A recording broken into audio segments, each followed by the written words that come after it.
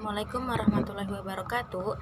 Saya Adinda Dwi Indah Lestari dari PGMI semester 4B yang akan menjawab soal UAS dari Ibu Nur Atikoh selaku dosen pengampu mata kuliah Manajemen Display Kelas. Langsung saja saya akan menjawab pertanyaan nomor 1 terlebih dahulu, yaitu tentang bagaimana hubungan dan perbedaan pengelolaan kelas dengan pengajaran. Pengelolaan kelas dan pengajaran adalah dua kegiatan yang sangat erat hubungannya, namun dapat dibedakan satu sama lain karena tujuannya berbeda. Jika pengajaran mencakup semua kegiatan yang secara langsung dimaksudkan untuk mencapai tujuan-tujuan khusus pengajaran, seperti menyusun rencana pembelajaran, memberi informasi, menyampaikan materi, bertanya, menilai, memberikan tugas, dan sebagainya. Namun, pengelolaan kelas menunjuk kepada kegiatan-kegiatan yang menciptakan dan mempertahankan kondisi kelas yang optimal bagi terjadinya proses belajar mengajar. Keberhasilan mengajar seorang guru tidak hanya berkaitan langsung dengan proses belajar mengajar.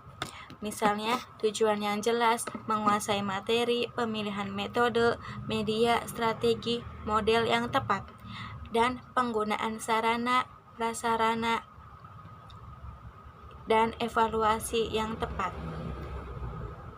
Keberhasilan guru dalam mencegah timbulnya perilaku peserta didik yang mengganggu jalannya proses belajar mengajar, kondisi fisik belajar, kemampuan mengelolanya. Oleh sebab itu, kegiatan guru dapat dibagi menjadi dua, yaitu kegiatan mengelola kelas dan kegiatan pengajaran atau pengelolaan pengajaran. Tujuan pengajaran yang tidak jelas, materi yang terlalu rumit atau sulit, urutan materi tidak sistematis, alat pembelajaran tidak tersedia atau kurang merupakan contoh masalah pembelajaran. Sedangkan peserta didik yang mengantuk, enggan mengerjakan tugas, kemudian terlambat masuk kelas, dan suka mengganggu teman yang lainnya, itu merupakan contoh masalah pengelolaan kelas. Dan untuk penanggulangannya, seorang guru harus tetap memberikan bimbingan, sebab ini secara psikologis akan menarik keterlibatan siswa. Guru bisa memulainya dengan apa yang siswa sukai, sesuai dengan kebutuhan siswa. Bagaimana cara berpikir mereka, bagaimana mereka menyikapi hal-hal yang terjadi dalam kehidupan mereka. Keberhasilan mengajar seorang guru tidak hanya berkaitan langsung dengan proses belajar mengajar, tetapi guru juga mampu mengelola kelas dengan baik. Guru yang memiliki motivasi yang tinggi dan tidak hanya untuk kepentingan dirinya akan dapat melakukan pengelolaan kelas dengan tepat. Guru tersebut akan menaruh perhatian bagi siswa di kelasnya, akan melakukan yang terbaik bagi siswa. Dalam menyampaikan materi pelajaran pada siswa, guru akan mempelajari dan mengatur kelas sedemikian rupa sehingga dapat digunakan untuk melaksanakan proses belajar mengajar dengan baik. Guru akan mencermati kemampuan pada siswa sehingga guru mengetahui kemampuan siswa pada tingkat rendah, sedang, dan tinggi. Dengan demikian, guru akan menentukan siswa yang mana yang perlu mendapat bimbingan dan yang mendapat bimbingan lebih. Keberhasilan mengajar seorang guru tidak hanya berkaitan langsung dengan proses belajar mengajar, tetapi guru juga mampu mengelola kelas dengan baik. Guru yang memiliki motivasi yang tinggi dan tidak hanya untuk kepentingan dirinya akan dapat melakukan pengelolaan kelas dengan tepat. guru tersebut akan menaruh perhatian bagi siswa di kelasnya, akan melakukan yang terbaik bagi siswa. Dalam menyampaikan materi pelajaran pada siswa, guru akan mempelajari dan mengatur kelas sedemikian rupa sehingga dapat digunakan untuk melaksanakan proses belajar mengajar dengan baik. Guru akan mencermati kemampuan pada siswa sehingga guru mengetahui kemampuan siswa pada tingkat rendah, sedang, dan tinggi. Dengan demikian, guru akan menentukan siswa yang mana yang perlu mendapat bimbingan dan yang mendapat bimbingan lebih. Aspek yang paling penting dalam proses belajar mengajar yaitu pengelolaan kelas, di mana pengelolaan tersebut merupakan proses terjadinya tingkah laku yang kompleks dari seorang guru dan menggunakannya dalam menciptakan kondisi kelas yang efisien, optimal, dan memungkinkan siswa dapat belajar dengan memperoleh rasa nyaman. Jadi, seperti itu hubungan dan kaitannya antara pengelolaan kelas dengan pengajaran yang sangat berkaitan erat. Kemudian saya akan menjawab pertanyaan soal nomor 2, yaitu tentang penguatan positif dan penguatan negatif. Pertama, saya akan menjelaskan penguatan negatif terlebih dahulu. Penguatan negatif adalah penguatan berdasarkan prinsip bahwa respon meningkat karena diikuti dengan penghilangan stimulus yang merugikan atau tidak menyenangkan. Bentuk-bentuk penguatan negatif antara lain yaitu menunda atau tidak memberi penghargaan, memberikan tugas tambahan, atau menunjukkan perilaku tidak senang seperti menggelengkan kepala, kening berkerut, muka kecewa, dan sebagainya. Contoh dari penguatan negatif ini yaitu perilaku murid yang tidak suka mengumpulkan PR tepat waktu. Kemudian guru memberikan peringatan atau bisa jadi memberikan hukuman kepada murid tersebut. Kemudian murid itu sadar dan ingin mengumpulkan PR tepat waktu. Nah, kemudian guru pun juga tidak memberikan hukuman atau peringatan lagi kepada siswa setelah siswa itu sering mengumpulkan PR.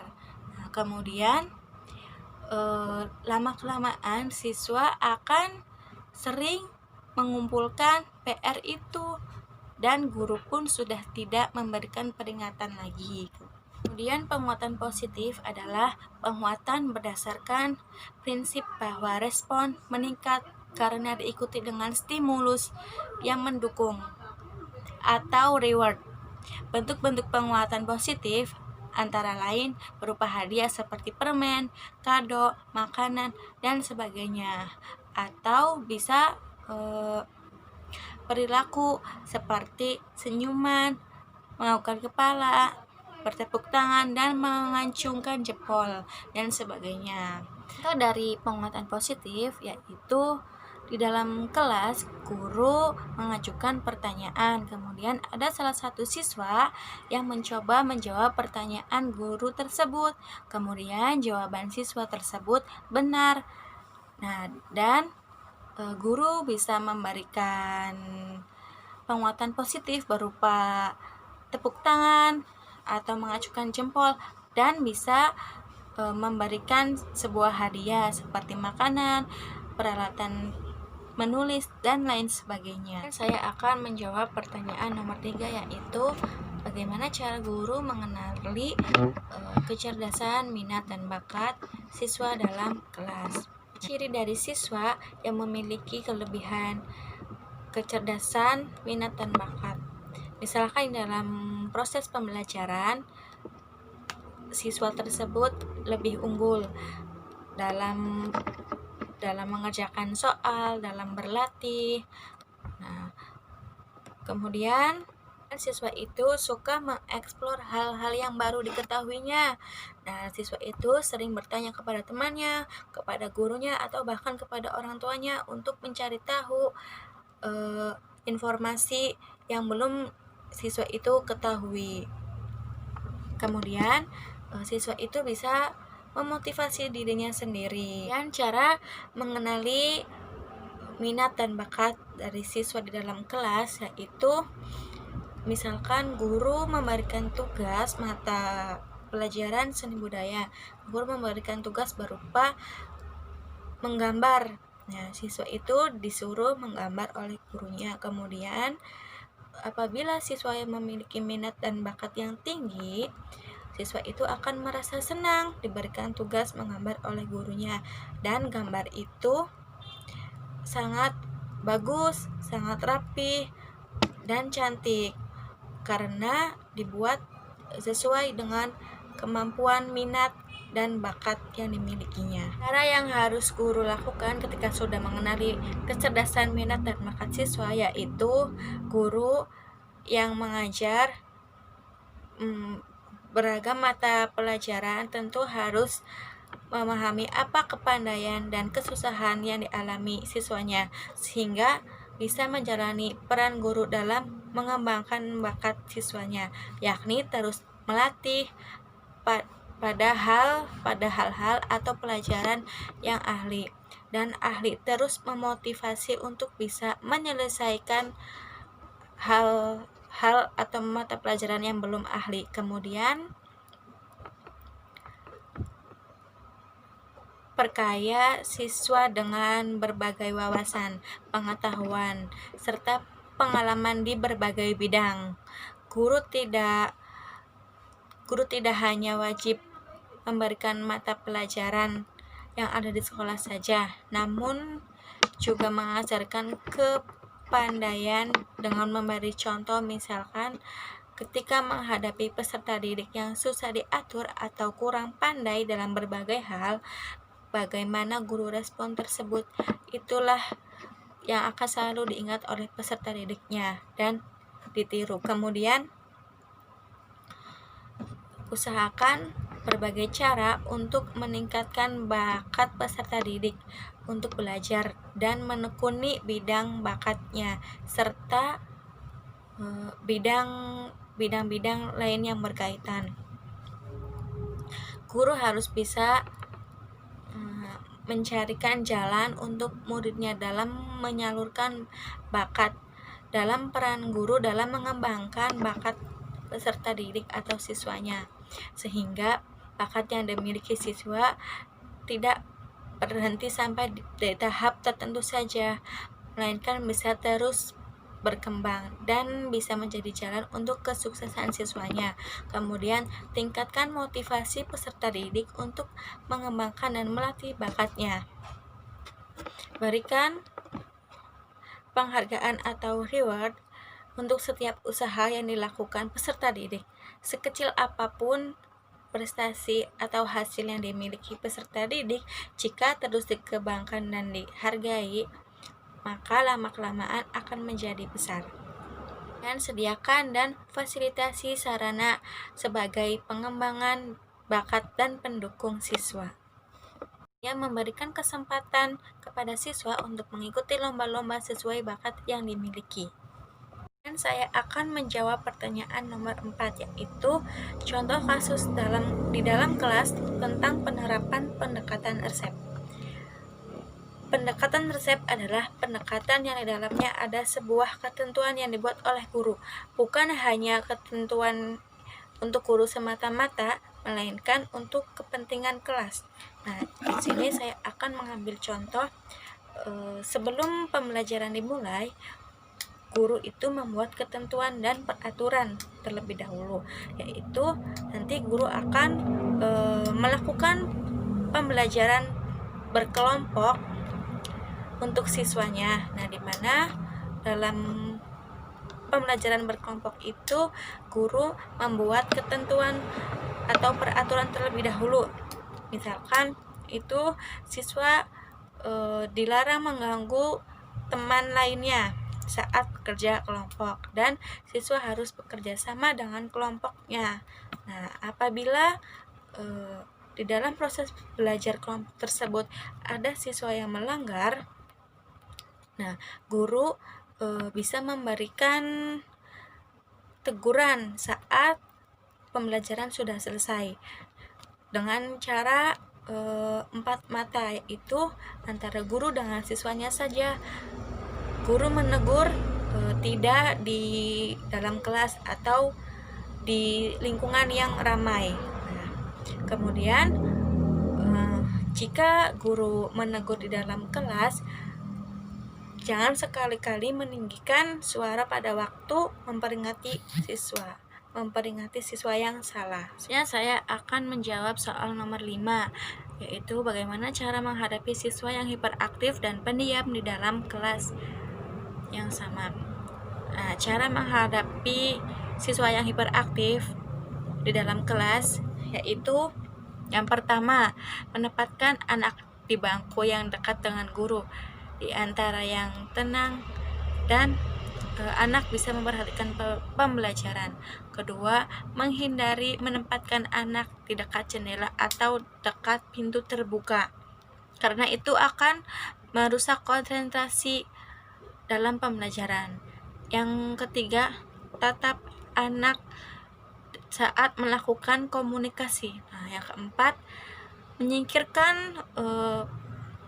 menyingkirkan perlengkapan yang ada di meja anak supaya perhatiannya tidak mengarah kepada benda yang ada di meja tersebut. Kemudian yang kelima, sesekali menggunakan kontak fisik seperti memegang bahu atau menepuk punggung anak untuk memfokuskan perhatiannya. Yang keenam, memberikan pujian bila anak tenang. Yang cara menghadapi siswa yang pendiam, yaitu dengan cara menjalin komunikasi secara individual, kemudian jangan memberikan label atau mengecap siswa pendiam itu sebagai siswa pemalu atau anak yang tidak berani. Kemudian mencarikan teman yang aktif untuk memancing agar siswa yang pendiam mau lebih aktif. Dan beri apresiasi. Mendapatkan apresiasi dari guru akan memberi efek positif bagi siswa yang pendiam. Siswa akan merasa lebih bersemangat untuk melakukan hal yang lebih baik lagi. Menurut saya itu menggunakan pendekatan sosioemosional. Dalam pembelajaran, pendekatan sosioemosional adalah suasana perasaan dan suasana sosial di dalam kelas sebagai kelompok individu yang cenderung pada pandangan psikologi. Pendekatan sosial emosional yaitu terciptanya iklim atau suasana pembelajaran yang harmonis dan hubungan sosial yang positif. Suasana emosional dan hubungan yang positif akhirnya ada hubungan yang baik antara guru dengan siswa atau siswa dengan siswanya sendiri. Pendekatan sosioemosional ini, guru bisa menciptakan sekelompok belajar di dalam kelas yang dengan kelompoknya itu ada siswa yang hiperaktif dan siswa yang pendiam, sehingga dapat terjalin komunikasi dan mendapatkan hubungan sosial emosional yang saling berkaitan dan berhubungan antara siswa yang hiperaktif dan siswa yang pendiam, dan dapat menjalin komunikasi dengan baik antara siswa yang hiperaktif dan siswa yang pendiam. Penciptaan iklim sosioemosional terjadi bila terdapat keterlibatan mengajar dalam suasana belajar itu untuk mengembangkan tanggung jawab dan merasa dirinya berarti bagi orang lain, baik itu dalam diri siswa hiperaktif maupun dalam diri siswa yang pendiam. Akan menjawab pertanyaan nomor 6. Bagaimana strategi pengelolaan kelas guru dalam menjalankan prinsip tantangan agar peserta didik tidak takut menerima tantangan dari guru, yaitu dengan cara guru harus dapat membuat suasana kelas semenarik mungkin dan menyenangkan sesuai dengan kemampuan dan apa yang telah dipelajari. Apabila lagi ketika memberikan tantangan sehingga siswa akan tidak takut apabila diberikan tantangan oleh guru. Selanjutnya soal nomor 7, bagaimana cara kita mengatasi masalah yang terjadi pada siswa. Nah, menurut saya caranya itu siswa tetap bisa mengikuti pembelajaran, tetapi melainkan bukan di kelas, bukan di sekolah, tetapi tetap berada di rumahnya. Nah, seperti apa cara mengikuti pembelajarannya, yaitu menggunakan aplikasi berupa video call, baik melalui handphone, laptop, dan sebagainya. Kemudian apabila ada jam belajar, siswa tersebut bisa mengikutinya sesuai dengan jam belajar, dan guru pun harus mempersiapkan aplikasi yang sama, harus bisa join antara guru dengan siswa tersebut agar siswa tersebut tidak ketinggalan materi atau tugas yang diberikan oleh guru, dan siswa tersebut bisa melihat bagaimana guru menjelaskan, bagaimana guru memberikan soal, bagaimana guru mencontohkan dan sebagainya, dan bisa melihat teman-teman yang berada di dalam kelas seperti itu. Selanjutnya saya akan menjawab pertanyaan nomor 8. Seberapa penting peranan teknologi dalam pengelolaan kelas di SD atau MI? Pada era globalisasi saat ini, perkembangan teknologi sudah berkembang sangatlah pesat. Teknologi berkembang di setiap sudut tempat, sehingga teknologi sangatlah berpengaruh di lingkungan kita saat ini, terutama di dalam dunia pendidikan. Di dunia pendidikan, teknologi sangatlah berpengaruh karena teknologi dapat banyak membantu siswa dalam proses pembelajaran, di antaranya yaitu pada pembelajaran siswa SD ataupun MI. Teknologi saat ini menyediakan berbagai materi yang menarik sehingga dapat membuat siswa menjadi lebih nyaman dan tidak membuat siswa menjadi cepat jenuh. Contohnya, seperti pada saat pembelajaran, guru dapat menggunakan teknologi berupa media seperti laptop, yang di dalamnya memuat video, film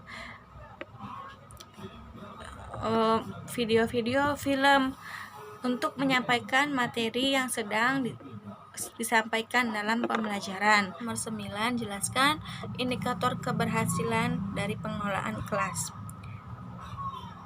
Indikator pengelolaan kelas yang berhasil yaitu guru mengerti perbedaan antara mengelola kelas dan mendisiplinkan kelas. Kemudian, sebagai guru, jika Anda pulang ke rumah tidak dalam keadaan sangat lelah, guru mengetahui perbedaan antara prosedur kelas, apa yang guru inginkan terjadi.